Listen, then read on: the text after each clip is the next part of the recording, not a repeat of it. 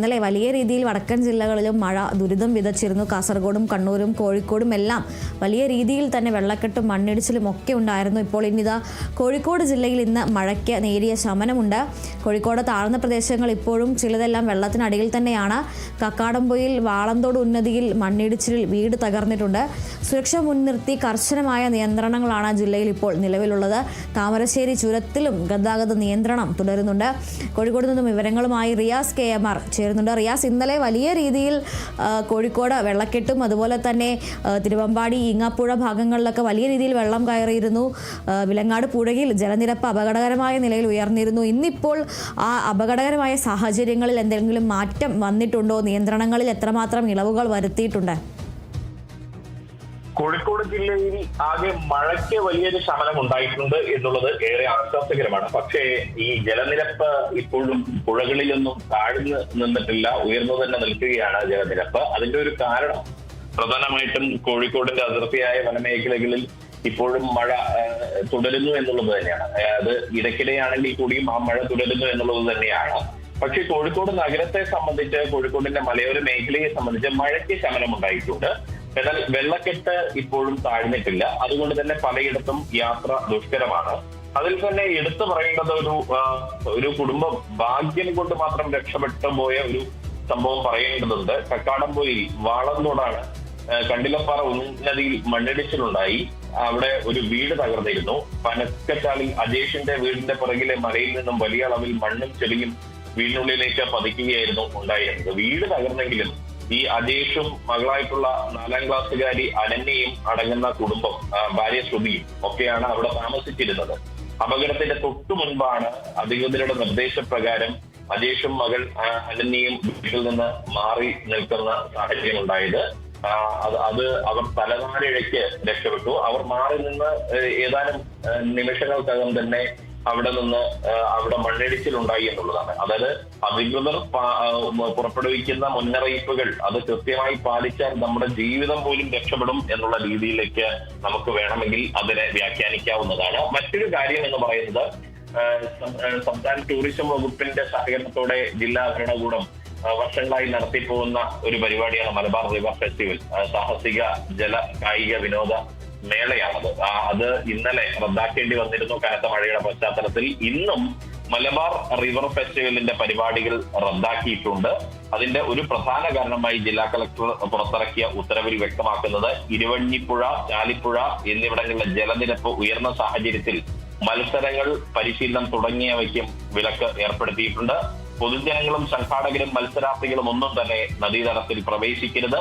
പ്രദേശത്ത് tahsildar, police, fire and rescue വിഭാഗങ്ങൾ കർശന നിയന്ത്രണം ഏർപ്പെടുത്തി സുരക്ഷ ഉറപ്പാക്കും. അടിയന്തര സാഹചര്യം നേരിടുന്നതിനായി ബന്ധപ്പെട്ട എല്ലാ വകുപ്പുകൾക്കും ജാഗ്രതാ നിർദ്ദേശം നൽകിയതായിട്ടും ജില്ലാ കളക്ടർ MS മാധവിക്കുട്ടി പുറപ്പെടുവിച്ച ഉത്തരവിൽ വ്യക്തമാക്കുന്നുണ്ട്. ഇന്ന് രാവിലെ 10:30 ശേഷമുള്ള ജില്ലാ ഭരണകൂടത്തിന്റെ കണക്കുകൾ പ്രകാരം കോഴിക്കോട് ജില്ലയിൽ 26 ക്യാമ്പുകളിലായി 157 കുടുംബങ്ങളിലെ 563 പേരെയാണ് മാറ്റി താമസിച്ചിരിക്കുന്നത്. ഇന്നലെ രാത്രിയിലടക്കം ആണ് ഇത്തരത്തിൽ ഒരു പ്രധാനമായിട്ടും ഇവരെ മാറ്റി താമസിപ്പിച്ചിരിക്കുന്നത്. അത്തരത്തിൽ മഴയ്ക്ക് വലിയൊരു ശമനമുണ്ടായിട്ടുണ്ട്. എന്നാൽ പലയിടത്തും തടമ്പാട്ടുതാഴം പോലെ അല്ലെങ്കിൽ നഗരത്തിന്റെ വിവിധ ഭാഗങ്ങളിൽ, പറമ്പിൽ ബസാറിൽ, കണ്ണാടിക്കലിൽ അടക്കം ഇപ്പോഴും വെള്ളക്കെട്ട് രൂക്ഷമായി നിൽക്കുന്നു. തടമ്പാട്ടുതാഴം ബസാറിൽ വെള്ളം കയറി യാത്ര പോലും മുടങ്ങുന്ന സാഹചര്യം ഉണ്ടായിട്ടുണ്ടായിരുന്നു. ഇപ്പോൾ അതിന് ഒരു ശമനം ഉണ്ടായിട്ടുണ്ട്. പതിയെ വെള്ളം ഇറങ്ങി തുടങ്ങുന്ന ഒരു ഘട്ടം വന്നതോടുകൂടി ഗതാഗതം പതുക്കെയാണെങ്കിലും അവിടെ തറമ്പാട്ടുതാഴ ബസാറിലൂടെ പുനരാരംഭിക്കാൻ പറ്റിയിട്ടുണ്ട്. പക്ഷേ അപ്പോഴും യാത്ര ദുഷ്കരം തന്നെയാണ്. വെള്ളക്കെട്ടിലൂടെ യാത്ര ചെയ്യേണ്ടുന്ന ഒരു സാഹചര്യമാണുള്ളത്. തണ്ണീർപ്പന്തൽ മാളിക്കടവ് റോഡിൽ പൂനൂർ പുഴ കരകവിയുകയും ചെയ്തു. കണ്ണാടിക്കൽ തക്കോടി റോഡിൽ പുഴവെള്ളം കയറിയിട്ടുണ്ട്. വൻസിറ്റിയിൽ മതിലിടിഞ്ഞ് വീടുകൾ ഒഴിപ്പിക്കുന്ന ഒരു സാഹചര്യവും ഉണ്ടായിട്ടുണ്ട്. അങ്ങനെ നോക്കിയാൽ ഇനിയും ഈ മഴ ശമിച്ച സാഹചര്യം ഇന്ന് ഉച്ചവരെ തുടരുകയാണെങ്കിൽ മാത്രമാണ് ഒരുപക്ഷെ ഇപ്പോഴത്തെ വെള്ളക്കെട്ടിന് പരിഹാരം ഉണ്ടാവുക. പക്ഷേ ഇന്നത്തെ സാഹചര്യം കോഴിക്കോട് ജില്ലയെ സംബന്ധിച്ച് ഓറഞ്ച് അലർട്ടാണ് പ്രഖ്യാപിച്ചിരിക്കുന്നത്. മദ്രസകൾ, ട്യൂഷൻ സെന്ററുകൾ, മതബോധനശാലകൾ, പരിശീലന ക്ലാസുകൾ എന്നിവയ്ക്കെല്ലാം തന്നെ ഇന്ന് ജില്ലാ കളക്ടർ അവധി പ്രഖ്യാപിച്ചിട്ടുമുണ്ട്. മഴ ഇനി ശമിച്ചു നിൽക്കുകയാണെങ്കിൽ മാത്രമാണ് വെള്ളക്കെട്ടുകൾക്ക് പരിഹാരം ഉണ്ടാവുക. ശരി റിയാസ്, കോഴിക്കോട് ജില്ലയിലും അതുപോലെ തന്നെ മൊത്തമായി വടക്കൻ ജില്ലകളിലും ഇന്നലെ വലിയ രീതിയിലുള്ള മഴക്കെടുതി തന്നെയാണ് ഉണ്ടായിരുന്നത്. കാസർഗോഡ് ചിറ്റാരിക്കലിൽ ഉരുൾപൊട്ടിയിരുന്നു. അതുപോലെ തന്നെ കണ്ണൂരിൻ്റെ വിവിധ ഭാഗങ്ങളിൽ, കണ്ണൂരിലെ പാൽ ചുരത്തിലും താമരശ്ശേരി ചുരത്തിലും എല്ലാം മണ്ണിടിച്ചിലുണ്ടാവുകയും ഗതാഗത നിയന്ത്രണം ഏർപ്പെടുത്തുകയും ചെയ്തിരുന്നു. ഈങ്ങാപ്പുഴയിലും അതുപോലെ തന്നെ താമരശ്ശേരി ഭാഗങ്ങളിലും തലശ്ശേരിയിലും എല്ലാം വെള്ളക്കെട്ട്, തിരുവമ്പാടി ഭാഗത്തൊക്കെ വലിയ രീതിയിൽ വെള്ളക്കെട്ട് രൂപപ്പെട്ടിരുന്നു. അതുപോലെ തന്നെ കണ്ണൂരിലെ ഉളിക്കൽ പ്രദേശങ്ങളിലും കോളിത്തോട് ഭാഗത്തുമെല്ലാം പാലങ്ങൾ വെള്ളത്തിനടിയിലായിരുന്നു. കണ്ണൂരിൽ 3 പാലങ്ങൾ ഇന്നലെ പൂർണ്ണമായും വെള്ളത്തിനടിയിലായിരുന്നു. അങ്ങനെ വടക്കൻ ജില്ലകൾ വലിയ രീതിയിൽ പ്രശ്നങ്ങൾ നേരിട്ടിരുന്നു. എന്നാൽ ഇന്നിപ്പോൾ വടക്കൻ ജില്ലയിലും ഈ മഴയ്ക്ക് കാര്യമായിട്ടുള്ള ഒരു കുറവ് ഇന്നിപ്പോൾ രേഖപ്പെടുത്തിയിട്ടുണ്ട്. ഓറഞ്ച് അലേർട്ട് രാവിലെ മുതൽ പ്രഖ്യാപിച്ചിട്ടുണ്ട്. എങ്കിലും ഇന്നലെ പെയ്തതുപോലുള്ള വലിയൊരു അതിതീവ്ര മഴ വടക്കൻ ജില്ലകളിലും ഉണ്ടായിട്ടില്ല എന്നുള്ളത് ആശ്വാസകരം തന്നെയാണ്. താഴ്ന്ന പ്രദേശങ്ങൾ ഇപ്പോഴും വെള്ളത്തിനടിയിൽ തുടരുന്നുണ്ടെങ്കിലും മഴ കുറഞ്ഞു നിൽക്കുന്നതിനാൽ വലിയ രീതിയിലുള്ള അപകട സാഹചര്യങ്ങളിലേക്ക് ഇനി പോകില്ല എന്ന് തന്നെയാണ് റിയാസും പറയുന്നത്. ഇപ്പോൾ കാലാവസ്ഥ വിദഗ്ധനായിട്ടുള്ള ശ്രീ രാജഗോപാൽ കമ്മത്ത് നമ്മളോടൊപ്പം ചേരുന്നുണ്ട്. സർ നമസ്കാരം. എന്തായാലും നമുക്ക് ഇന്നലെ ഒരു 4 മണിക്കൂറുകൾ കൊണ്ട് പെയ്തിറങ്ങിയ മഴ വലിയ രീതിയിലാണ് കേരളത്തെ ബാധിച്ചത്. ഇത്തരത്തിൽ റെഡ് അലേർട്ട് പ്രഖ്യാപിക്കുന്നതിന് മുൻപ് തന്നെ വലിയൊരു മഴ നമുക്ക് ലഭിക്കുകയുണ്ടായി. ഒരുപക്ഷെ എന്തുകൊണ്ടായിരിക്കാം ഇത്തരത്തിൽ ഒരു അതിതീവ്ര മഴ ഇത്ര കുറച്ച് സമയം കൊണ്ട് ലഭിക്കാനുണ്ടായ കാരണം? മറ്റൊരു പ്രളയ സമാന സാഹചര്യത്തിലേക്കാണോ കേരളം ഇന്നലെ പോയത്? ആദ്യം തന്നെ പറഞ്ഞുകൊള്ളട്ടെ, ഒരു അപകടം ഒളിഞ്ഞിരിക്കുന്നുണ്ടായിരുന്നു. അത് തൽക്കാലം ഒഴിവായി. കാരണം അറബിക്കടലിന്റെ സൗത്ത് ഈസ്റ്റ് അറേബ്യൻ സീ, അതായത് നമ്മുടെ ലക്ഷദ്വീപിന്റെ അപ്പുറത്തുള്ള തെക്കോട്ടുള്ള ഭാഗത്ത് ഏകദേശം ഒരു 1500 കിലോമീറ്റർ വിസ്തൃതിയുള്ള വലിയൊരു കാലാവസ്ഥാ വ്യൂഹം ഇങ്ങോട്ടേക്ക് വരുന്നുണ്ടായിരുന്നു. അപ്പോ വടക്ക് പടിഞ്ഞാറൻ കാറ്റും തമ്മിൽ മെർജായത് മൂലം അത് ചെറുതായി പോയി, ഡിസിപ്പേറ്റ് ചെയ്ത് പോയി. അതിന്റെ ചെറിയ ഭാഗങ്ങൾ മാത്രമാണ് കേരളത്തിലേക്ക് കയറിയത്. അത് കയറിയിരുന്നുണ്ടെങ്കിൽ നമ്മുടെ 2018 പോലെയുള്ള ഒരു അവസ്ഥ ഉണ്ടായേനെ. തൽക്കാലം ഒഴിവായി. പക്ഷെ അതിന്റെ ഭാഗങ്ങൾ മാത്രം ഈ കാറ്റിന്റെ ശക്തി മൂലം നേരെ മലമ്പ്രദേശത്തേക്ക് കയറി. അങ്ങനെയാണ് പെട്ടെന്ന് ഈ ഒരു രീതിയിലുള്ള അനുഭവം ഉണ്ടായത്. അപ്പോ തൽക്കാലത്തെ ഒരു പ്രതിസന്ധിക്ക് ഒരു ചെറിയ അയവ് വന്നിരിക്കുകയാണ്. ഇപ്പൊ ഒരു അടുത്തൊരു 3-4 ദിവസത്തേക്ക് വടക്കൻ കേരളത്തിലാണ് മഴ കേന്ദ്രീകരിച്ചിരിക്കുന്നത്. പിന്നെ ഇടുക്കിയിൽ ഏകദേശം 20 മില്ലിമീറ്റർ മഴ എല്ലാ ദിവസവും, ശരാശരി 20 മില്ലിമീറ്റർ മഴ എല്ലാ ഇടത്തും കിട്ടും. അതിന്റെ ചെറിയൊരു ഭാഗം പത്തനംതിട്ടയിലും ഉണ്ട്. അപ്പോ ഇതിനകത്ത് വരുന്ന പ്രശ്നം എന്ന് പറയുന്നത് ഈ വെള്ളമെല്ലാം ഒഴുകി കോട്ടയത്തും ആലപ്പുഴയിലൊക്കെയാണ് വരുന്നത്. അതാണ് ഇതിന്റെ ഒരു പ്രശ്നം. അപ്പോൾ ഇടുക്കിയിൽ പെയ്യുന്ന മഴ പത്തനംതിട്ടയുടെ ഭാഗങ്ങളിലും എത്തുന്നുണ്ട്. അപ്പോൾ ഡാമുകളിലേക്ക് നിറയെ വെള്ളം എത്തുന്ന ഒരു അവസരമാണ്. ഒരു 4-ാം തീയതി വരെ ചെറിയൊരു അയവുണ്ട്. 5-ാം തീയതി രാത്രി കഴിഞ്ഞതിന് ശേഷം വീണ്ടും വർധനവ് കാണിക്കുന്നുണ്ട്. ഈ കഴിഞ്ഞ ദിവസങ്ങളിലെ പോലുള്ള വർധനമല്ല, പക്ഷെ അതൊരിക്കലും പതിയെ കാലാവസ്ഥ വീണ്ടും മാറുന്നുണ്ട്. അപ്പോൾ 7-ാം തീയതി വരെ 6-ഉം 7-ഉം നല്ല മഴയുള്ള ദിവസങ്ങളാണ് ഈ മലമ്പ്രദേശങ്ങളിൽ. മറ്റു കാര്യങ്ങൾ ഞാൻ അടുത്ത 4-5 ദിവസത്തേക്കുള്ള ഞാനിപ്പോൾ പരിശോധിച്ചുകൊണ്ടിരിക്കുകയാണ്. ഏതായാലും ഇന്നും നാളെയൊക്കെ ഇന്ന് പ്രത്യേകിച്ച് ഇന്ന് അല്പം ഉണ്ടായെങ്കിൽ നാളെ മഴ അല്പം കുറവായിരിക്കും. പക്ഷെ ഇടുക്കി ജില്ലയിൽ പലയിടങ്ങളിലും നമുക്ക് മഴ പ്രതീക്ഷിക്കണം. ഇപ്പോ അടുത്ത നാളെ രാവിലെ വരെയുള്ള ഒരു ഇത് പറയാവുന്നത് കാസർഗോഡ്, കണ്ണൂർ, കോഴിക്കോട്, വയനാട്, നിലമ്പൂർ ഈ ഭാഗങ്ങളിലാണ് താരതമ്യേന കൂടുതൽ മഴ ലഭിക്കാൻ പോകുന്നത്. പിന്നെ അല്പം കുറവ് മൂന്നാർ, ദേവികുളം, അടിമാലി, കുമിളി, വണ്ടിപ്പെരിയാർ. ഇത് ഇടുക്കി ജില്ലയുടെ പ്രദേശങ്ങളാണ്. എറണാകുളത്ത് നോർത്ത് പറവൂർ, പെരുമ്പാവൂർ, കോതമംഗലം, ആലപ്പുഴ ഈ മേഖലകളിലും, കോട്ടയം, പത്തനംതിട്ട, കൊല്ലം, തിരുവനന്തപുരം ഒരു ചെറിയ അളവിൽ മഴയും പെയ്യും. അതാണ് ഈ നാളെ രാവിലെ വരെയുള്ള അവസ്ഥ. ഇതിനകത്ത് പ്രശ്നം എന്ന് പറയുന്നത് തുടർച്ചയായിട്ടുള്ള മഴ. ഇപ്പോ ഇടയ്ക്കിടയ്ക്കാണെങ്കിലും ഇടുക്കി ജില്ലയുടെ പല ഭാഗങ്ങളിലും പെയ്യും. അതുപോലെ എറണാകുളത്തിന്റെ ഫുട് ഹിൽസിലും പെയ്യും. അങ്ങനെ വന്നു കഴിയുമ്പോൾ തുടർച്ചയായിട്ട് ഡാമുകളിലേക്കും പുഴകളിലേക്കും ഒഴുക്കുണ്ടാവും. ഇതിന്റെ ഇമ്പാക്ട് ഉണ്ടാകുന്നത് ഈ ജില്ലകളിലെ പുഴയുടെ തീരത്ത് താമസിക്കുന്നവർക്കും, പ്രത്യേകിച്ച് ഡാമൊക്കെ തുറന്നു വിടുമ്പോഴേ പല ഡാമുകളും തുറന്നു വിടാനായിട്ട് പോകും. ചിലതൊക്കെ തുറന്നു വിട്ട് കഴിയും. അപ്പൊ അത്തരത്തിലുള്ള ഒരു അവസ്ഥ സംജാതമാണ്. ജൂലൈയിലെ മഴ ഇപ്പോൾ ഓഗസ്റ്റിലേക്ക് മാറിയിരിക്കുകയാണ്. ഇപ്പൊ കഴിഞ്ഞ കുറെ കാലങ്ങളായിട്ട് ഇടവിട്ടിങ്ങനെ ഈ ഓഗസ്റ്റിൽ കൂടുതൽ മഴ നമ്മൾ കണ്ടുവരുന്നുണ്ട്. അപ്പൊ അത്തരത്തിലുള്ള ഒരു അവസ്ഥ സംജാതമാവുകയാണ്. ഓഗസ്റ്റ് രണ്ടാമത്തെ ആഴ്ച കഴിഞ്ഞ് വീണ്ടും ഒരു തീവ്രമായിട്ടുള്ള ഒരു അവസ്ഥയ്ക്ക് കൂടി സാധ്യതയുണ്ടെന്നുള്ളതാണ് ഇപ്പൊ തോന്നുന്നത്. പക്ഷെ ഇത്രയും കാലയളവ് കഴിഞ്ഞിട്ടുള്ള ഒരു ഫോർകാസ്റ്റ് എന്ന് പറഞ്ഞാൽ അതിന് റിലയബിലിറ്റി വളരെ കുറവാണ്. പക്ഷെ ഇതൊരിക്കലും നമുക്ക് ഈ ഓഗസ്റ്റ് ഒന്ന് കരുതിയിരിക്കുന്നത് വളരെ നല്ലതാണ്. ഈ ഓഗസ്റ്റ് എൻഡോടുകൂടി നമ്മുടെ ഇന്ത്യൻ ഓഷ്യൻ ഡൈപോൾ എന്ന് പറയുന്ന പ്രതിഭാസം ചെറുതായി രൂപപ്പെട്ടു വരാനായിട്ടുള്ള ചാൻസ് ഉണ്ട്. അങ്ങനെയാണെന്നുണ്ടെങ്കിൽ കൂടുതൽ ഈർപ്പം അടങ്ങുന്ന മേഘങ്ങൾ ഈ ഭാഗത്തേക്ക് എത്തുകയും തുടർച്ചയായിട്ട് സാധാരണ മൺസൂൺ മഴ ലഭിക്കുകയും ഇടയ്ക്ക് ചിലപ്പോൾ ഇതുപോലുള്ള ഇടയ്ക്കൊന്ന് ഒഴിവായിട്ട് നിന്ന് വീണ്ടും പെയ്യുകയാണെന്നുണ്ടെങ്കിൽ തീവ്രമായ അനുഭവങ്ങൾ കിട്ടാനായിട്ടും സാധ്യതയുണ്ട്. 3-4 ദിവസത്തേക്ക് മറ്റിടങ്ങളിൽ വലിയൊരു പ്രശ്നമില്ല. പക്ഷെ മലയോര പ്രദേശങ്ങളിൽ ഇടയ്ക്കിടയ്ക്ക് മഴയുണ്ടാവും, വെള്ളത്തിന്റെ ഒഴുക്കുണ്ടാവും. ഏതായാലും കഴിഞ്ഞ ദിവസത്തെ പോലെ ഒരു തീവ്രമായ ഒരു അവസ്ഥയ്ക്കുള്ള സാധ്യത തൽക്കാലം ഇല്ല. അതിന്റെ ഒരു പകുതി മാത്രമേ, അല്ലെങ്കിൽ ഒരു 60%. ഇടുക്കി ജില്ലയിലാണ് ഇതിന്റെ ഒരു 60% സാധ്യത മലയോര മേഖലയിൽ. തുടർച്ചയായിട്ടുള്ള മഴയില്ല, പക്ഷെ എന്തെങ്കിലും ഇടയ്ക്കിടെ ഇങ്ങനെ മഴ പെയ്തുകൊണ്ടിരിക്കും. പിന്നെ വനപ്രദേശങ്ങളിൽ ഉച്ച കഴിഞ്ഞുള്ള സമയത്ത്, ഒരു 3-3:30 കഴിഞ്ഞിട്ടുള്ള സമയത്ത് മഴകൾ ഇങ്ങനെ പെയ്തുകൊണ്ടേയിരിക്കും. ചെറിയ രീതിയിലുള്ള മഴ ഇങ്ങനെ എപ്പോഴും പെയ്തുകൊണ്ടിരിക്കും.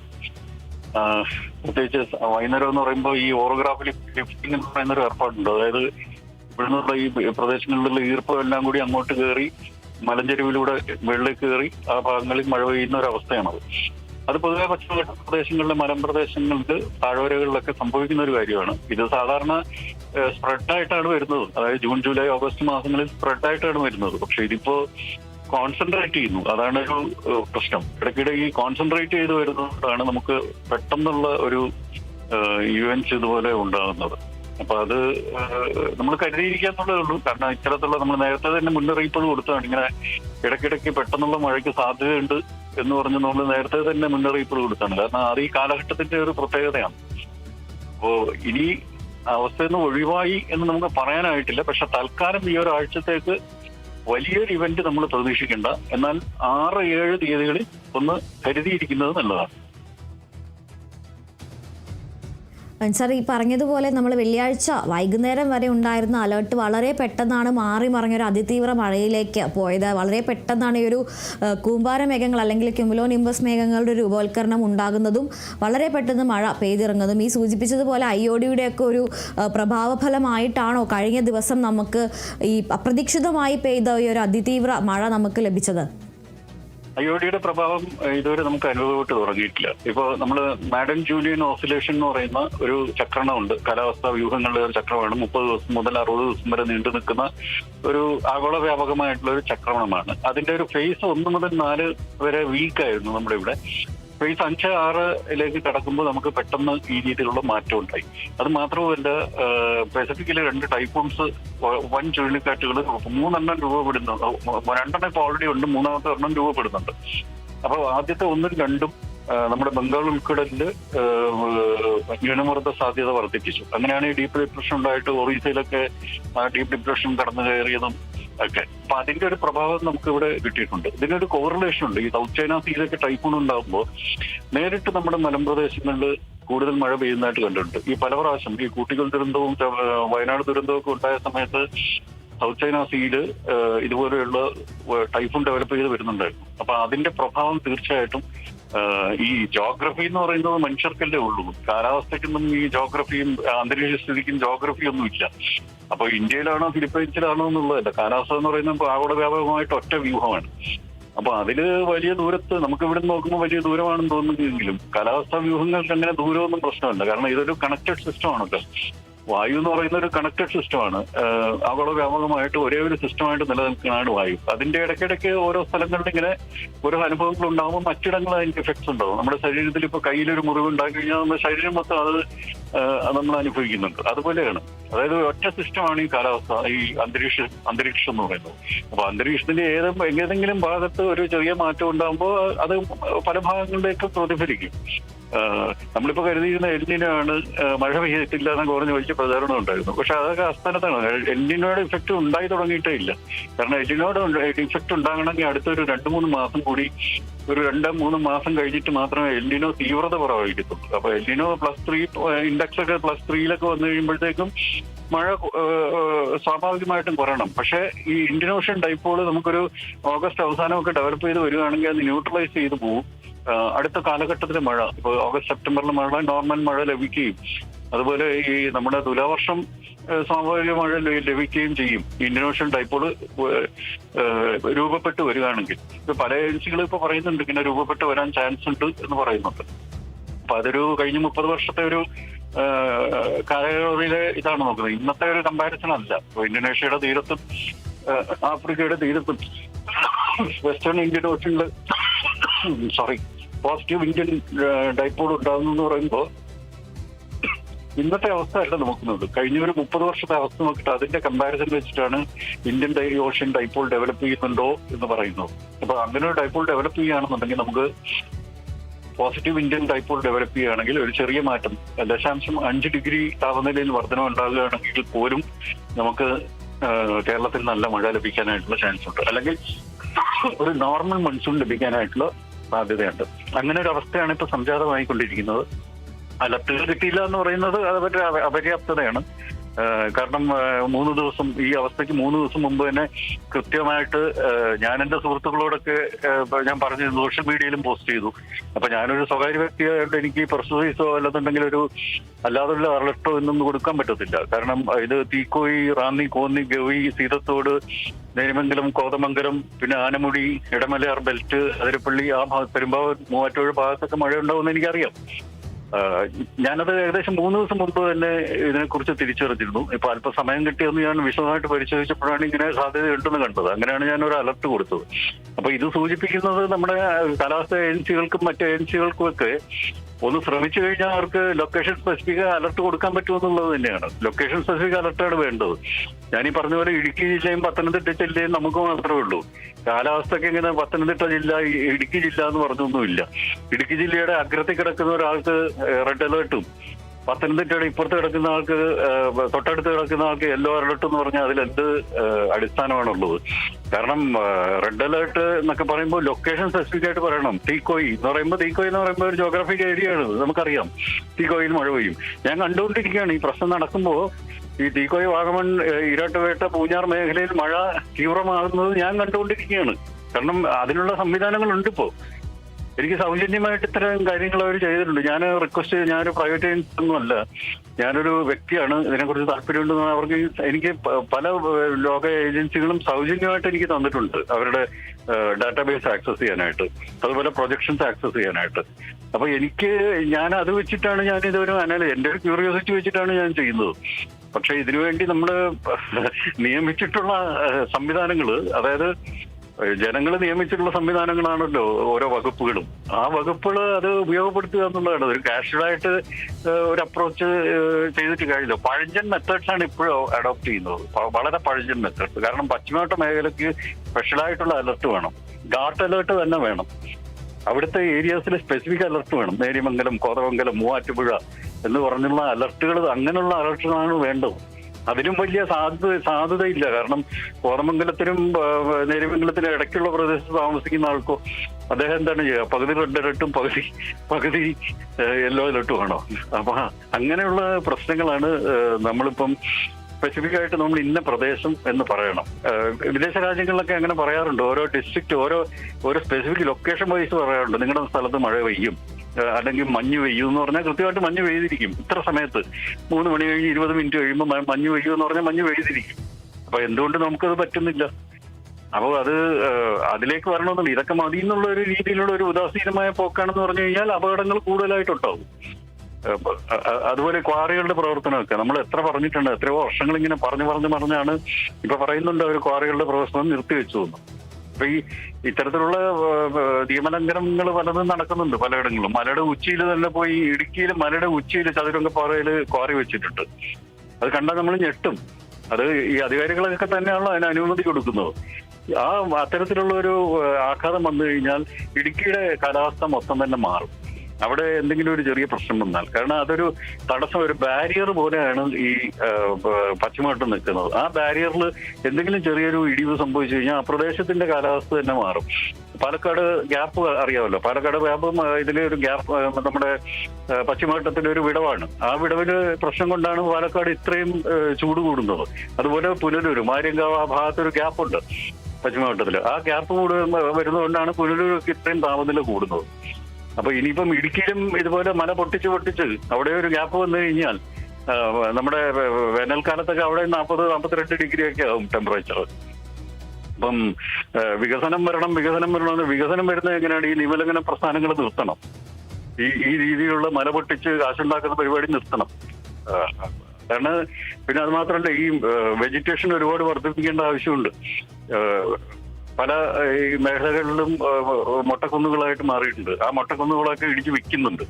അപ്പൊ അവിടെയൊക്കെ വെജിറ്റേഷൻ വരണം, ധാരാളം വെജിറ്റേഷൻ കേരളത്തിലേക്ക് വരണം. എത്ര വെജിറ്റേഷൻ കുറയുന്നോ അത്രയ്ക്കനുസരിച്ച് ഈ മഴയുടെ ഈ തീവ്രതയും അതുപോലെ തന്നെ താപനിലയുടെ തീവ്രതയൊക്കെ വർദ്ധിച്ചുകൊണ്ടേയിരിക്കും. അപ്പം ഇനിയെങ്കിലും ഈ വികസനം എന്ന് പറഞ്ഞിട്ട് മരങ്ങളെല്ലാം വെട്ടിക്കളഞ്ഞിട്ട് തൈ വെച്ച് പിടിച്ച് ഫോട്ടോ എടുത്തതിന് ശേഷം അതിനെ ഇഗ്നോർ ചെയ്യുന്ന ആളുകളാണ് നമ്മുടെ ചുറ്റുപാടും ഉള്ളത്. ഈ വഴിയോരത്ത് കുറെ മരങ്ങൾ വെച്ച് പിടിപ്പിച്ചിട്ടൊന്നും യാതൊരു കാര്യമില്ല.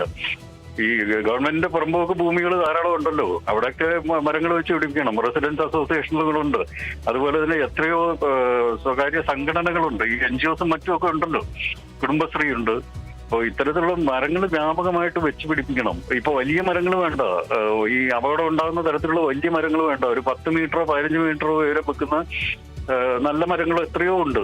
അപ്പൊ അത്തരത്തിലുള്ള സംഭവങ്ങൾ കേരളം ആകെ വെച്ച് പിടിപ്പിക്കണം. നാഷണൽ ഹൈവേയുടെ ഈ നിർമ്മാണം എന്ന് പറഞ്ഞിട്ട് ലക്ഷക്കണക്കിന് മരങ്ങൾ വെട്ടിക്കളഞ്ഞു. ഇതൊക്കെ കേരളത്തിന്റെ കാലാവസ്ഥയെ ബാധിച്ചിട്ടുണ്ട്. കഴിഞ്ഞ ചൂട് കണ്ടില്ലേ എത്രത്തോളം വലുതായിട്ട് ഉഷ്ണവും ചൂടും കൂടിയത് തീരദേശത്ത്. അപ്പൊ ഇതിന് വർദ്ധിച്ചു വരികയുള്ളൂ. അതിന്റെ ഒരു ആഫ്റ്റർ എഫക്റ്റ് ആയിട്ട് ഇത്തരത്തിലുള്ള തീവ്രമായ സംഭവങ്ങൾ ഇടയ്ക്കിടെ ഉണ്ടായിരിക്കൊണ്ടിരിക്കും. ഇടയ്ക്കിടെ പറയുന്നതെന്ന് പറഞ്ഞാൽ ആഗോളതാപനമാണ്, കാലാവസ്ഥാ വ്യതിയാനമാണ്. ആഗോളതാപനവും കാലാവസ്ഥാ വ്യതിയാനവും ഒക്കെ ഉണ്ട്, അതൊക്കെ വാസ്തവമാണ്. പക്ഷെ അതിന്റെ ഇഫക്റ്റ് കുറയ്ക്കുക എന്നുള്ള ഒരു കാര്യം എന്ന് പറയുന്നത് നമ്മൾ ഇഫക്റ്റ് കൂട്ടാനായിട്ടുള്ള കാര്യങ്ങളാണ് ചെയ്തുകൊണ്ടിരിക്കുന്നത്. ഈ ആഗോളതാപനത്തിന്റെയും ആഗോള വ്യാപകമായ കാലാവസ്ഥാ വ്യതിയാനത്തിന്റെയും ഇഫക്റ്റ് കൂട്ടിക്കൊണ്ടിരിക്കുകയാണ് നമ്മൾ പല പ്രവൃത്തികളും ഉണ്ട്. അപ്പം അത് പ്ലാനിങ്ങിൽ വരുന്ന അപര്യാപ്തതയാണ് ഇത് ശരിക്കും. ഈ വെജിറ്റേഷൻ എന്ന് പറയുമ്പോൾ നമുക്ക് മഴ മാത്രമല്ല, നമുക്ക് ഓക്സിജൻ കിട്ടുന്നതല്ലേ. നമുക്ക് അന്തരീക്ഷത്തിന്റെ ഘടന മാറുന്നു. അതായത് നമുക്ക് 21% ഓക്സിജൻ കിട്ടണം. നമ്മൾ ശ്വസിക്കുന്ന വായുവിൽ 21% ഓക്സിജൻ ഉണ്ടായിരിക്കണം. പക്ഷെ ഇപ്പോഴെന്താണ് സംഭവിക്കുന്നത്? ഓക്സിജന്റെ അളവ് ഏകദേശം 0.5% കുറഞ്ഞിട്ടുണ്ട്. ഈ പെർസെന്റേജ് കുറവെന്ന് പറഞ്ഞാൽ ശരീരത്തിനെയാണ് ബാധിക്കുന്നത്. ആ 0.5% മാലിന്യങ്ങളാണ് അകത്തോട്ട് പോകുന്നത്.